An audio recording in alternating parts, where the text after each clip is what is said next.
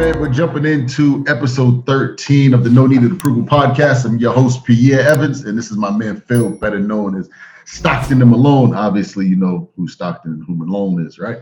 But, Phil, what's going on this morning, man? How you feeling? All right. So here's what happened. So one of our teammates, we were in the company. What we were doing is we were looking for a junior salesman, and this guy came in our organization, and I'm like, well, yeah, you know what? He worked at Walmart. He could be amazing. Walmart decided they're making a shift, and they were going to recut his hours. This happened a few years ago, and I said, you know what I'm going to do is I'll bring him in. We'll test him out. And then when he was in the organization, I discovered, you know what? This kid's got amazing talent. He can edit videos. He can help shoot bits, and we can start to move our channel on YouTube and our organization. And this is going to be a good thing. So we started rocking together. I found he become an artist, and he's got amazing capabilities. And we were rocking and rolling. We're developing our channel. We developed our A to Z course. He helped, had some input in our book. Everything was going real good. And I didn't want to push him too hard because I'm like, hey, we could do more. And then he kind of pushed back. And I said, okay, fine. I respect the artistry. I'll respect how he does things. And we did that. And then he comes to me, and we've been rocking together for 2 years. He comes and he says, hey, Phil, you know what? I'm going to move in a different direction. I said, whoa, what happened? And he's like, well, I got an amazing opportunity with the government, and I'm going to go work for the government. And he told me with a price tag, and I'm like, oh, I understand. But here's the situation. The whole time we were together, what you were telling me is you were like, you're not really about the money. You're about the artistry. I gave you full blanche to do whatever you wanted to do artist wise. He said, no, you did. He's like, and I said, I took a lot of your ideas. We implemented. He said, yep, I love that. It was great. I could be creative. We could move the ball as fast as I wanted to. I loved all that. But hey, the bread is real tight, and I want to make this move. And I was kind of standoffish. I didn't understand it, but I respected it. He helped me develop the exit strategy, and he said, I'll help you keep going with some of the things. I can still help you. So we went back and forth, and I thought, okay, fine, that it is what it is. But this whole thing is, I thought, you know what, now I'm losing a teammate, and we're going to have to pick up the ball. So I want to talk about the whole power of the circle, how influential this guy was, how much he made a difference in our organization, how it would be missed, and now we're going to have to rebuild. But the power of the circle is what I want to touch about in today's episode. What do you think? I like it. I like it. I know we did 13. But this is definitely an important piece. And as you're talking and I'm listening to it, I think that everyone always has a mission, right? And sometimes when you put two people together, there's two separate missions, and you're not married into one mission.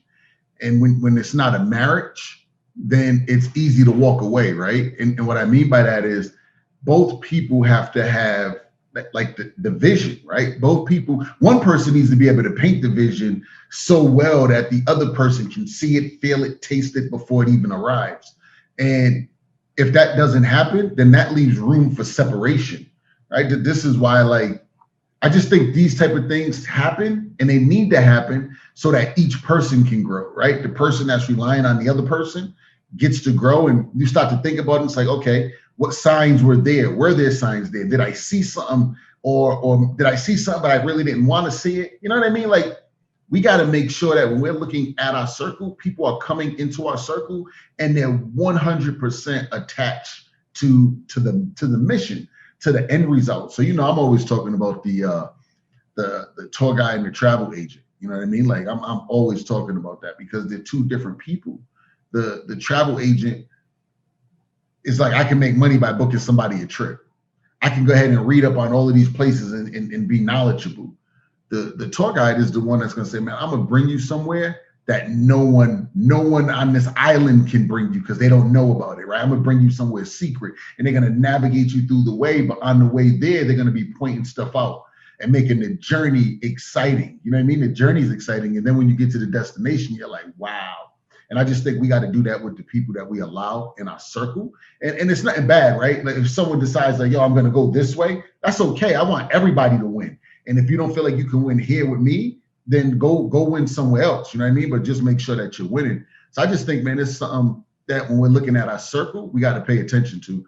and really become better at understanding people, more body language, more actions, not just verbal, right? Because sometimes people feel uncomfortable speaking up. You know what I'm saying? Like I don't want to hurt your feelings, but I don't want to be. And it could take like a month for that. But what happens if we was able to catch that in the beginning of the month? You see what I mean? Like I just think it could be a lot easier, but there's just lessons to learn on both sides. But at the end of the day, just pay attention to your circle.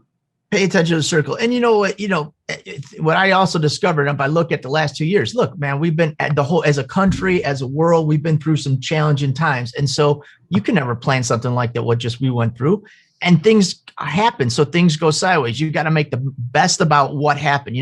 We had, it's been a challenging couple of years, but how do you take those challenging times and make the best about it? So then you can go through everything. And you said the same thing about, okay, the travel guide and the travel agent, or the tour guide and travel agent, the whole time you got to make it exciting. Oh, look at this water. You're coming around. Look at this waterfall. I remember we went to, our honeymoon, we went to Maui, and, the tour guy was like, oh, we're going to come around this corner and it's going to be amazing waterfall. And so we got all excited. And then we came. Yeah, it was just a waterfall, but the way they jazzed it up, they're like, it's going to be so cool. And the birds are in this. And then we're like, wow. And then I looked at him like, it is cool, but it's just a waterfall, but they jazz it all up. So we got this heightened level of expectation.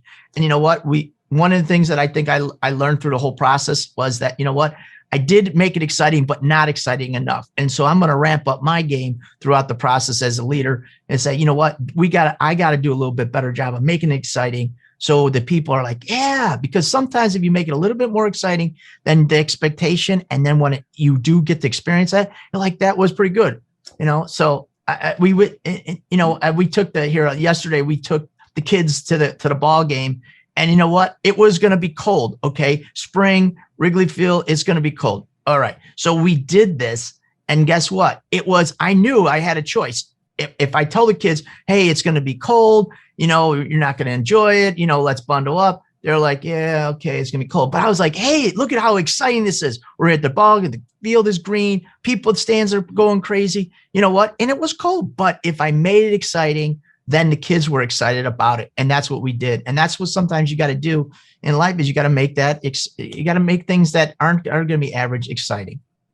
Absolutely. It's highlighting stuff, right? This is the thing.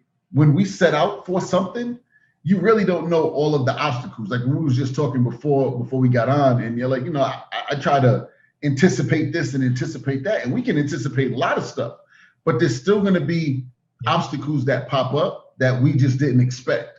And some things are things like we never seen, and because you've never seen it, it's hard to expect it, right? Until you start to do something. And when you start to do something, you start to make mistakes. That you make the mistake because you don't understand everything, right? We can study, but until you're actually doing, you just don't know. So as we're leading and building our circles, we got to make sure that as people come in, we're highlighting certain things along that journey, because the journey gets discouraging. The journey gets, it's stressful, it's frustrating, it's a lot of things.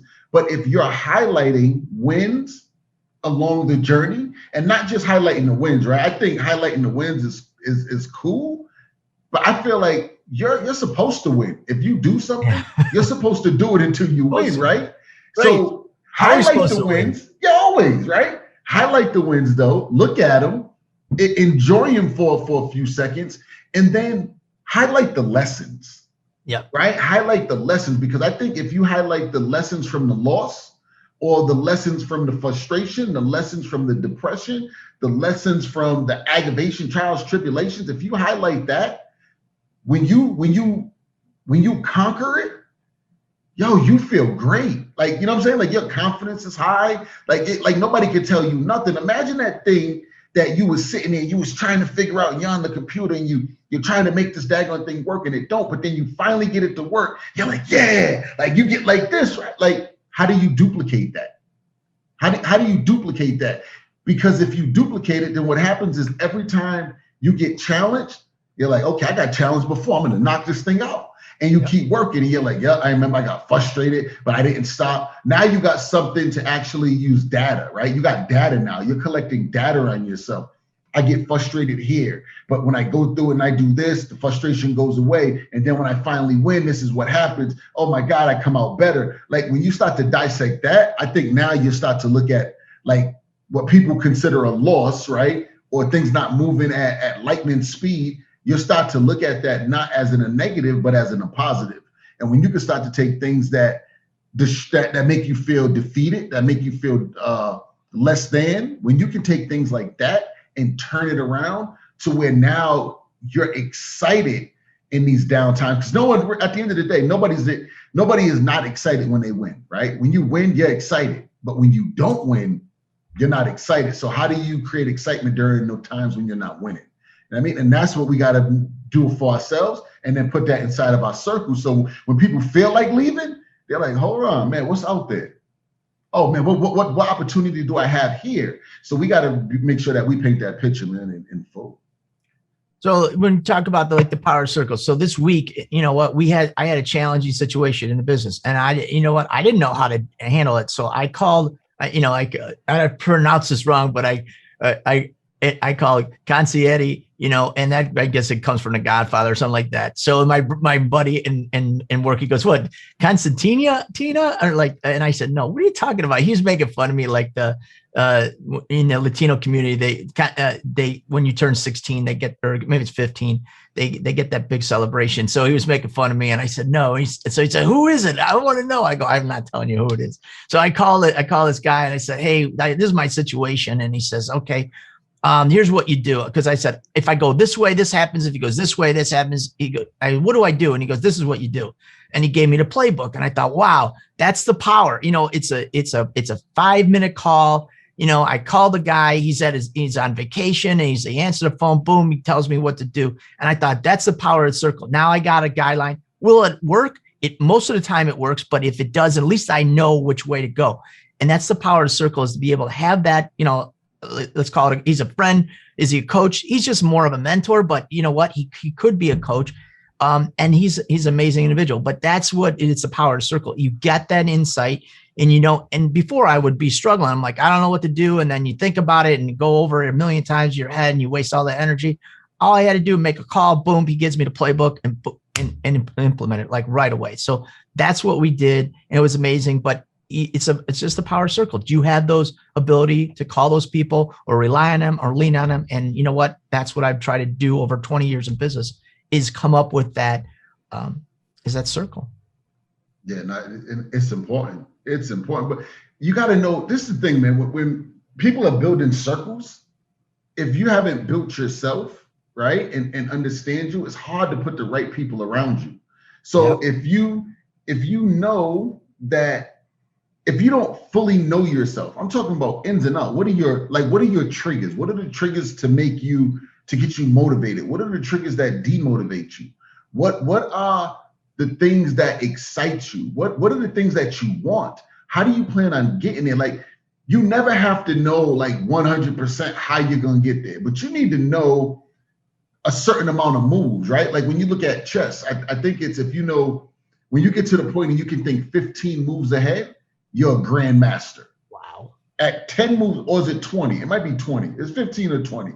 At 10, you're considered a master, right? So you got master, and then you got your grandmaster. And when you can think 5 steps ahead, you're good. You know what I'm saying? If you can think 5 steps ahead, 5 moves ahead in chess, you're good.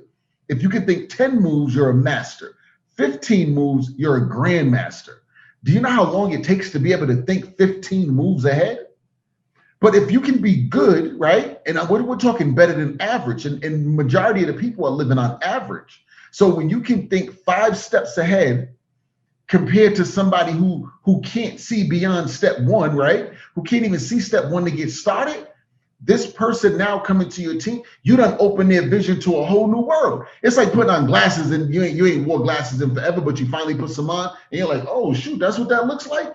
Yeah. You know what I'm saying? Like when you can get 5 steps ahead, and you put somebody on that bus that wants to go in your direction, like they're hitchhiking on the deserted road in the middle of the desert, like it's 155 degrees out. They ain't had no water in 6 months. You see what I'm saying? Like hurting, like when you put them on your mission and you're helping them to see beyond what they've seen before, they're looking at you like, wow, I arrived. Like ain't nothing even happened yet. They're just excited about the mission, but you got to know how to keep them excited. So that's when you go from you as a person that can think 5 moves ahead to now you can think 7. Now you can think 10. Now you're at 10, you're a master. And most people will never want to get beyond that because the stress of getting to that 15 moves ahead is something different. But imagine what happens to the people that are in your circle. So I just think when you're building a circle, you got to live for the circle. You know what I mean? Like you got to make it a part of your life. It can't be something like you're playing with. You got to really make it a part of your life and put people around you that help every one of your cylinders fire, right? So I mean by like your creative side. If you put a certain person around you, if you think right now, certain people get around you, you get more hype. You know what I'm saying? Certain people get around you, you get more reserved, right? Like you push back.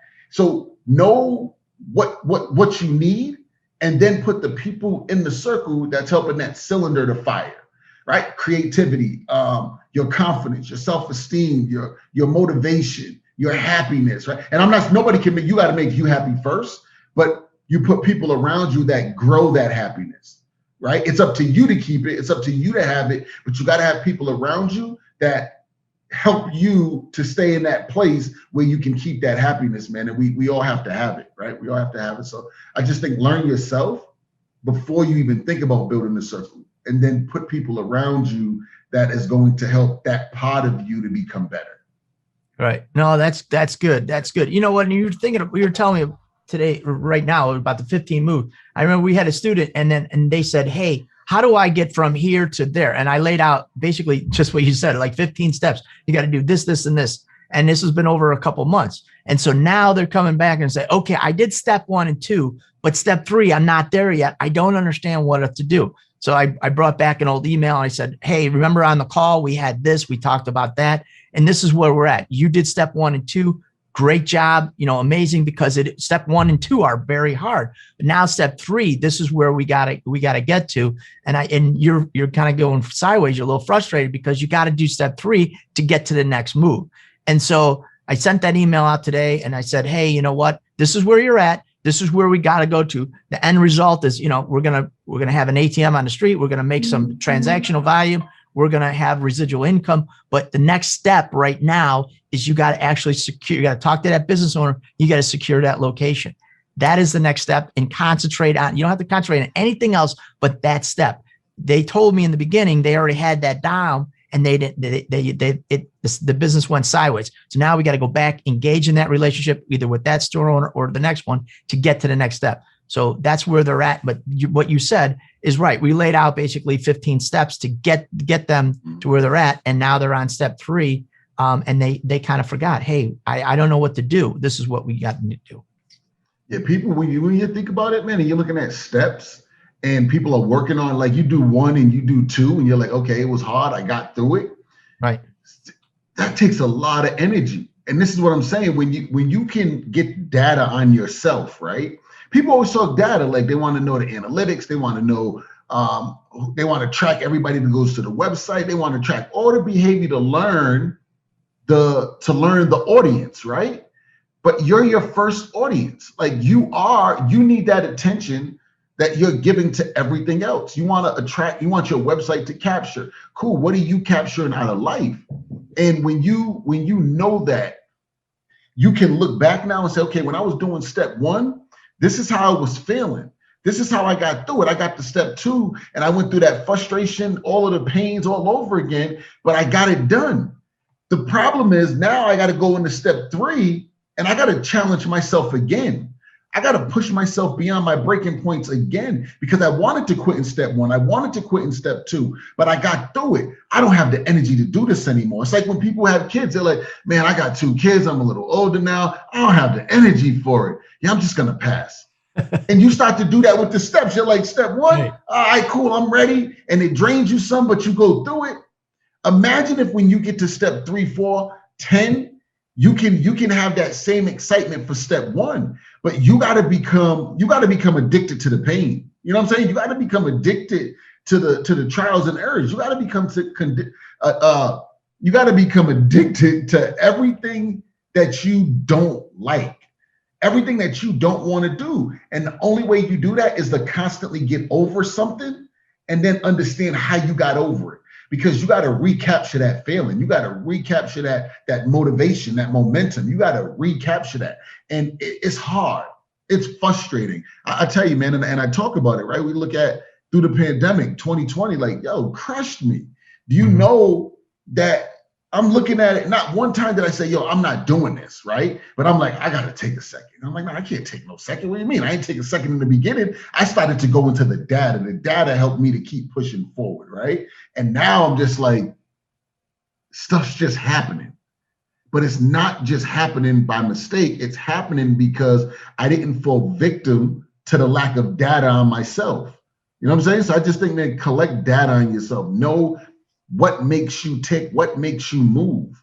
This is everything. This is common. This is basic. And I think we start to do something and it doesn't happen when we want it to happen. And it's just like, nah, it's not really worth it. I shouldn't have to go through all of that just for that. Why should I have to sacrifice this just to get this? No, you're not sacrificing. You're giving up good to go get great. You know what I'm saying? Some just trying to give up average just to get the good and can't do that yet. So I just think, man, get that data on yourself. I can't stress it enough. The way you pay attention to your phone and you update it, go update you, right? Go update you so that you're on point, man, and you can get the things that you desire, that you set out for.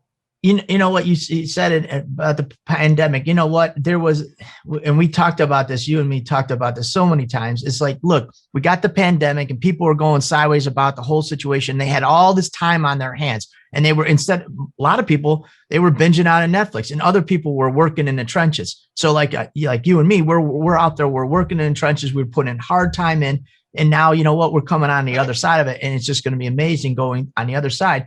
But a lot of people, they had this time. They always talk about, I got no time to do this. I got no time to that. We had 2020 was a whole year. We had time. And some people chose to watch TV and others people chose to work in the trenches and let's see what happens on the other side. But I know, like you're talking about, things are happening now. It's because you put that hard work in 2020 when everybody else was watching Netflix, you're out there grinding, you know? And so now this is the season that we're going to strive. But if you didn't do that, if you decided, you know what, I'm going to chill right now. Okay, fine. Here we are. We're in 2021. Take the time and don't chill. And you know what? Put that extra effort in and invest in yourself, whatever that is. If it's an ATM program, if it's another program to elevate your game, then put that time in right now, because you can never get that time back if you don't. Don't waste it on TV. I think people didn't think that, you know, it was going to be that long. Yeah. And then it gets to the point where you're like, I'll be over in like a month. Yeah. You know, and you're just going through your regular habits. You know what I'm saying? You're going through your regular life. Like, it's going to be like a month. The end of the month, you're like, man, probably be like another month. Maybe, you know, they said 60 days. So it's going to be 2 months. And then you go through that. And before you know it, you done lost 3 months. Right. And then you do it again for another month. And then you lose it. And then you finally say, you know what? Man, I'm just going to do something with this time. I'm not going to wait. And then you're trying to get started, and then you stop, and you stop, and then you stop, and then you stop, and you keep going through this thing back and forth. And before you know it, it's like, oh, things are opening up again. And now you start to get your freedom again, right? So before you got disciplined enough to like shut things down, you went ahead and kept going, and now things opened up, and now you got all these options again. You see what I'm saying? So I think since we're giving ourselves too many options, there's no option. You have one option. Keep going this way, right? Yep. Or no, there's two, because you can just go backwards, right? So I give two options. You're going forward or you're going backwards. There's no in between. There's no maintaining. How you doing, man? I'm maintaining. Maintaining No, what? You can't maintain. Like, what are you maintaining? Inflation's coming. Yes. You see what I'm saying? The world is changing. What do you mean? Nothing is maintained. The world is continuously growing. Everything is growing. If you're maintaining, you're falling backwards because things around you are growing. So if you get into the mindset and say, I'm just gonna go forward. I don't care how I feel today. I'm gonna go forward. I don't care about any of that. I'm gonna make sure that I create nothing but habits that produce results that I'm looking for. People that I want around me, you have to be the type of person that when you say, this is what I'm going to do, you do it. You have to be that type of person that says, I understand everything's not going to go the way I want, but when it's not going the way I want, I'm going to keep the same type of excitement that I had when it was going the way that I want. Like, that's the key. when you don't feel like it, can you be excited as you are when you do feel like it? And if you can do that, man, then yeah, it's a lot. I don't know. Yeah, I don't know what that was. You know what I mean? I thought I was yeah, I don't know. But that thing just came out. I felt like I was, you know what I'm saying? I was just in it for a minute. Yeah. I felt it. Oh, that's good. That's good. So today, in today's news, not today, but a couple of days ago, but Aaron Rodgers, he's having some challenge with the Packers. Here's who Aaron. I'm not going to talk about my Packers because I got to talk about it. So Brett Favre, he was the man. I mean, I'm a Bears fan, Chicago Bears fan. But I follow greatness, and Brett Favre, he was a great guy. I didn't like when he was playing against the Bears, but I watched him forever, and he was a great football player. And in 2005, they drafted Aaron Rodgers, and he was supposed to be the backup to Brett Favre for a couple of years under the tutelage. I believe Brett Favre gave him a lot of credit, and he taught him a lot. And then in 2008, Brett Favre decided to retire again and again, and then he left, and then they made Aaron Rodgers the starting quarterback. And the guy's been great for the past 13 years. He's only won one Super Bowl. He's taken them to the playoffs. I don't know how many times. I think they probably hit the playoffs probably 12 out of 13 years. But he only won one Super Bowl, and he's always had the animosity with the general manager. And so with now he wants either general manager to go or he's going. And so now there's a big stink. He wants to lead the team, and he wants to because the guy wants to win is what it comes down to. Absolutely. So imagine that though, to just be able to get to the point where you can even like be in the room to say, oh, you're the general manager. He got to go. That if I'm gonna be here, that guy got to go. Like just to even have that, you know what I mean? Just to have that power.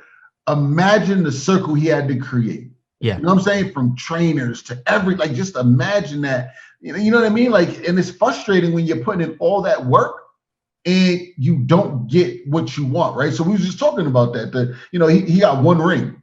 You put in all that work. And you got one ring after all this time, and then you got Brady that got all these rings. It's hard to say like, Brady and Rodgers is the guys. Like Brady looking like Rodgers, you got one. You know what I'm saying? Like Rodgers, like I work hard for that. You're not putting the people around me. So because he's not getting that, but he's so great at what he does, just to be able to for somebody to even think like maybe we need to let him go because I'm sure they had a discussion. But it's like, which one do I keep? Who brings more value? But no, go ahead, man. I didn't mean to cut you off. So you got to look to me. I got to look at myself because I'm going to say if I'm Rodgers, and maybe that's the thing. He's such a superstar. Maybe he's not looking at himself because if I'm Rodgers, I'm thinking, you know what? They did put a bunch of people around me. We couldn't deliver the goods. We only got one ring. We get to the playoffs every year. And then I take Brady and I'm looking at Brady, which is the GOAT. He's got an amazing group in New England. Great Bill Belichick, phenomenal coach, great organization. They win, but then you know what? They make decision to basically say, hey, you know what? We're going to go in a different direction. Either Brady made it or organization made it. And so now he leaves, goes to Tampa and gets a ring again. So you got to think if Brady could leave and go, and I'm sure Tampa didn't have the same strength as New England did all those years, and he could still win. Then if I'm Aaron Rodgers, I got to think, what is it about me? If Brady can do it in Tampa, why can't I do it in Green Bay? What is it about me that he can do it and I can't do it? So to me, I'm calling Aaron Rodgers out and say, look, if Brady can win in Tampa, why can't you win in Green Bay? I'm sorry, I'm calling you out on that because the guy's a superstar and he's I mean, what top 3 in the league of quarterbacks, and why can't he win? Listen, you know me. I don't even watch the game no more. I catch like a Super Bowl game. You know what I'm saying? Or I know you don't study it, but if the Packers are playing, I totally agree with what you're saying. Though. At some point, it's like, I got to look at the person in the mirror. What am I doing wrong? Where am I not moving my team in that direction? Especially since my man done left. New England, and then went and won a chip the first season. You know what I'm saying? Right. It's like Rodgers does have to look and say, hey, what's wrong with me? I think that sometimes it's easier, not sometimes, all the time. It's easier to say it's somebody else's fault, right? It's somebody else's. It's not me. I didn't do it. But I can point out several games where, in playoff games where I seen a pass that should have been made and it was off. And it's like, buddy, like, how do you do that? You know what I mean? How do you not show up today? at the end of the day, we got to look at it, right? And I'm gonna go in like another. I'm like take it like around a little bit, but we got to look at it and say, I don't get a check for whether he plays or he don't play. Right. So I don't really care. Like, it's the craziest thing. People call me and tell me like, yo, you see what happened with Rodgers and blah, blah, blah, blah. And I'm like, bro, like, I can tell like you don't really talk to me too much because like you wouldn't even call me up and ask me this. Like, because people in my circle would know, like, I really don't, I catch a highlight, you know what I'm saying, every once in a while, but I really don't care about the sport. And I'm not going to say Rodgers, what I'm saying, I'm not going to say Rodgers don't care about the game. He loves it. He's passionate about it. But I think instead of bringing that turmoil to the team, right, again, your circle, because right now it's like he's a poison to the circle. And I understand it's a business, but he's bringing all that drama to the team. Like, yo, either leave, right, or just play. Right. And do what you're supposed to do. And again, I'm a Packer fan, right? So I don't want to see the dude go, but I also don't want to see the turmoil inside of the circle. You already got enough problems to deal with. Like, we're adding more stuff to the locker room when you don't show up. You don't show up for tryouts. You know what I'm saying? Like, you're not showing up when it's time to show up for practice. You're like, yeah, I'm not just going to come that day. I get it. You're that guy for that team, but you got one ring. You know what I'm saying? Like, you got one ring. After all these years, like, it's hard to say, yo, my man's the GOAT. Like, I can't call him the GOAT. Does he play? Is he in the top? Absolutely. Mm-hmm. But just forget the drama, man. Just either play or don't play, man. What they say, either shit or get off the pot. Yeah. You know what I'm saying? Either shit or get Well, off the pot. yeah, and I don't walk in a man's shoes, so I don't know all the ins and outs. But at the end of the day, if you're a team, you know what? I don't know. I don't have to go through it, but I just think, you know what? He's not playing for the money. He's not playing for the money right now. Right. He wants to win. He wants to win. So what do you got to do to take the players around you and elevate their game to make them better? If he can't get the players, maybe the organization can't play for the best of the best. But what can you do as a leader to elevate everybody to the best of their ability so you guys can come together as a team and win? Because a lot of times it's not about talent, it's about heart. So do you have the heart to win? Because he definitely had the talent around him for the years. That like definitely he had some great players around. He had a winning team. Did they struggle on their line? The line struggled, right? Did they struggle on defense? They did, but they put up points. You know what I mean? But he just didn't come in with the big games, man. He didn't come in with the big games when it was really time. Listen. At the end of the day, I'll be honest with you, right? Who gives a damn? Right? Well, because here, basically what we're talking about is the power of the circle. And you know what? He put a lot of good people around him. They had the GM. The GM's an amazing GM. Is he perfect for Rodgers? I don't know. But you know what? All I'm saying is, the power of the circle, good players. Sometimes you got to elevate everybody around you to make that circle tight. And if you can't, you either got to get out of the circle where you say shit or get off the pot, but you got to get out of the circle or create a better circle around you. So, and I know as an owner of a company, a lot of times, even in the ATM business, look, we have players in our team, and that's what we talked about in the beginning. I had an amazing player, but you know what? The player decided to leave. Okay, I got to replace that player to make the circle better so we can elevate the brand and win at the end of the day. And it's the same thing with Rodgers. It's the same thing with a lot of you guys is, how good is your circle? Sometimes you got to cut some people out of the circle. They're toxic. They're not bringing value to the thing. Or maybe it's yourself. You would say, hey, I got to get some more knowledge and whatever, maybe I got to get in a program or I got to learn something more so I make myself better. So you know what? My circle gets better as a group.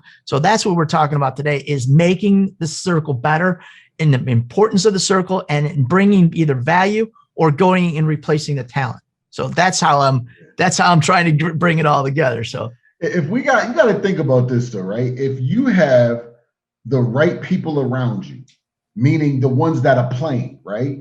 The ones that are in the everyday game with you. I have the right people in the right positions. And I'm supposed to be the head of Voltron. You know what I'm saying? Yeah.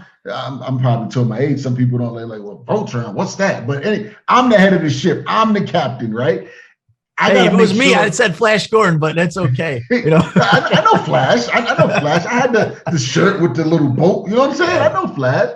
But when you look at it, if we're in the game every day, we're in the trenches, and I got the right people around me. But then there's some people that are in a back office who are talking and doing all this stuff. It's not their fault if we're not winning. You see what I'm saying? They're not in the game. Right. If their job is to put the people around me so that we can move down the field like we're supposed to. So if you did that and I got great people around me, what am I complaining about? You see what I'm saying? Like I can use my power at that point to say, hey, why don't we go after this guy and this guy? You see what I'm saying? Like, let's go get this one and this one. I don't care what it takes. If I got to do a pay cut, whatever, like, let's put these two people around me because this is what we're missing. If they say, great, we'll do it. Cool. If they say no and they keep fighting you on these things, then at that point, that's when they are interfering with the circle. But they gave you the circle because you have great players. But you haven't figured out how to get them players to take life or to take the game by the horns and really control it. You know what I'm saying? And we can't blame people that are not playing. No. We can't look at people that are not in the game of entrepreneurship and say, oh man, they're lazy. Why? Because they ain't entrepreneurs. That's not their life. They don't want that. They don't want that stress. They get up every day. They go to their job. They're not lazy. They just don't want what you want. Yeah. So why would you put them in your circle? But if you got somebody who's on the side and they're working the job and they're tiptoeing inside and they're like, oh, I want to do this and oh, I want to do that, right? And they're wishy-washy. 1 minute they're doing this and then they're doing this, and you don't want them on your team, right? You want to take people on your team that want to be in the game. If you got to convince someone to be in the game, if you got to convince somebody to move forward with you, that's not the person. It's not the person. So I just think, again, man, I can't say it enough. You cannot build the right circle if you don't build yourself right. Yeah. If you are confused and uncertain about who you are and what you want and where you're going, you're going to bring people around you and they're going to leave because you're dysfunctional. They're going to leave because they're already confused. Now they're coming into your life and into your organization, into your confusion. So why would I go from my own confusion into your confusion and live my life? I don't want to be there. So now you think it's going the way you want it to go, but this person is like, oh, I don't want nothing to do with that confusion. I'm out of here. So know you, know who you are, know how you work, know what personalities you work best with, right? But how do you know who you work best with if you don't know you, right? So I just think start with you. Take 30 days and learn you. Like take 30 days, break yourself down. Take 30 days, know what gets you excited, what builds your confidence, what keeps you motivated. Right? What are you doing this for? What are you willing to give up? Like learn you. How do you work? And when you do that, then you can start looking at that next part of, I don't even think then you can't even look for a team. When you take 30 days and learn you, go out and execute what you learned about you, right? The stuff you learned about yourself, how you best work, go out and start to execute that now. When you execute that, take some time for that next 30 days after that to now sit down and see what gaps you had in your last 30 days of execution. And I'm not saying try to remember all 30 days in one time, because every day you should be documenting it, right? Debriefing. If you're not debriefing, I don't know what you're doing, right? But at the end of that last 30, now you done learned about yourself already. You done went out and executed what you learned. And now you sat down and you looked at the gaps of the execution you had, and now you're ready to take flight. At this point, you can now start to build your team. Why? Because you know who you are, how you work. You can put people around you like that. You know where you need to execute, why you need to execute there. So now you can bring people in there to help with that execution. You identified how to identify a problem, a gap, and fill that thing up. You learned that process now. You can teach it to somebody else. So you don't have time to do that. So you put other people around you to do it. And then you go back to step one of learning yourself again. Because after 90 days of going through this, you're not the same person. So you got to go back and see what upgrades you had. And then you got to go back and see what needs repairs. And you got to go and look and see what do you need to just get rid of. And if you do that and you keep repeating that cycle, the first 30, second 30, the third 30, man, listen, every 90 days, you're just going to see tremendous amounts of growth. You're not even going to think you're the same person. You're not going to recognize yourself. Right. And then once you do that over and over again, and you get to the point where you say, okay, where am I at in life? Do I want to increase my position at my job? Do I want to get better? Do I'm looking for promotion? Do I want to go out on my own? Do I want to do something, on my own? that's when you say, hey, I'm ready to make a move and I want to get a little bit more financial freedom. I want to do something like that. And then once you do that, you know what, there are things out there that can help you bring in residual income, bring in passive income, bring in any kind of job, or you might want to do, hey, I want to do a little side hustle. I got this idea. And once you do that, because you've been working on yourself, and what you're saying all the time is, you know what, get yourself right, get yourself tight. And then when you do that, then things start to change and new opportunities come in left and right. And then what I've been able to do with what you're talking about is take those individuals and then say, look, here's an opportunity that you might want to look at and create passive income. And then we had the program that helps them. But you're right. So many times when I start to talk to some of these people, they don't have that. And we have to go back and say, okay, let's repair these things. Let's make them strong, build that foundation. And then once we get that foundation, then it's easy to elevate them because we have the program and everything that you need to do. But so many times what you're saying is the truth, is they didn't have that basic foundation. We have to say, well, hold off, let's build the foundation. And then from there, we can really make a difference and change everything financially. Yeah, absolutely. Absolutely. So as we close out, man, when we're looking at circle, what has the right circle done for you? You having the right circle, what has it done for you? It shortens the time that it takes. One of the biggest challenges when you create your own business is that you don't know what you don't know. And it's a time thing. You know what? I've been doing it for 20 years, but truth be told, if I would have had somebody who has the same skill set as me 20 years ago, I could have didn't have the time. So the right circle basically shortens the time period. You can do anything by yourself. You don't need anybody to tell you what to do. But what happens is if you learn from somebody, it shortens the time. The individual that I talked about on the phone, I could have made, if he would have listened right away to what I was telling, we could have had him in about 4 weeks. He could have been making residual income that fast, but he wanted to him and haw. He wasn't ready. And what happens is that now we're 4 months in the game, and it's because he didn't listen to the first steps in the beginning. Now he's like, oh, I get it. But for me, what the circle is it made the journey shorter in time. So that's the power of the circle. The better circle you got, the faster you can get to where you want to go because you're using everybody else's knowledge. No, that's huge. And when you talked about, you can do it faster and you can do it in less time. I think when you feel like you have more time than you actually have, you think you have more time. You see what I mean? Like when you feel like, oh man, I got plenty of time to do that. How do you know? You don't know your expiration date. You know what I'm saying? You don't know when you expire. You don't know when you're going to get that tap on the shoulder that says, okay, you're about to come with me. Right. You know what I'm saying? Like you don't know. When I say come with me, like I'm talking about be called up there. You know what I'm saying? The exit strategy, the permanent exit. That's a permanent exit strategy. Like you don't know when that's going to come. So how can you say, I got plenty of time to get that done? Why? Because you're basing it on there's still 10 hours left in the day. You're basing it on there's still, 20 something days left of the month. So you feel like you got a lot of time. Your due date is 60 days out. And you're like, I got a lot of time to do that. What if you don't make it the next 24? You see what I'm saying? Like I got a book right now, right? That I'm co-authoring in, and I gotta write. Hey, I didn't hear nothing about this. I know. And listen, I've been saying I got time to do it. This is what I'm saying. Like, yo, this stuff don't go away. And as we're saying it, I'm thinking about it. Like, man, I said that about the book. Like, I gotta write my part. And I'm like, I got time. How do I know? What if today's my last day and I could have already had it written? Yeah. That means my work would still live. You see what I'm saying? But if I'm like, yeah, I'll do it later. What if later don't come?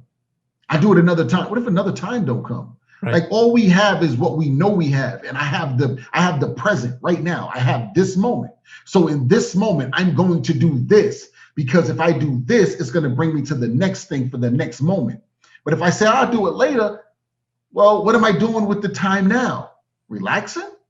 You find some other time to do that after you get the things done that you're supposed to get done. So at the end of the day, I want you to think, man, you don't have later. You don't have time. I was talking to my wife the other day, and she had mentioned, she said, yeah, somebody said, listen, I got like 30 summers left. And when you start to think about it like that, if the average person is living to 73. I think males is like 73, 72, 73. Women are 75, 78, something like that, right? So if you look at it, if you're 20 years away from 73 and you're a dude, like on average, that's when like we falling. So if you got 20 years, that means you got 20 summers left. So now what are you going to do? You're going to wait for that next summer to come and you just going to count down to death? I got 19 more summers. Yeah. And say the number's off, and instead of 19, you got 21 more summers. So what? You got an extra 3 summers. What's the quality of them? You see what I'm saying? Like, we don't have time. There's no time. The time that you have is right now. And that's the time that you need to go get done, whatever it is you've been putting off. No more, I'll do it later. You know what I'm saying? No more, I have time. You don't, because you don't know your expiration. I'm done, man. That's all I got. No, that was good. That was good. So I'm Philip Webb. That's my man, Mr. Evans. He goes like this. I go like that. This is a No Needed Approval podcast. So until next time.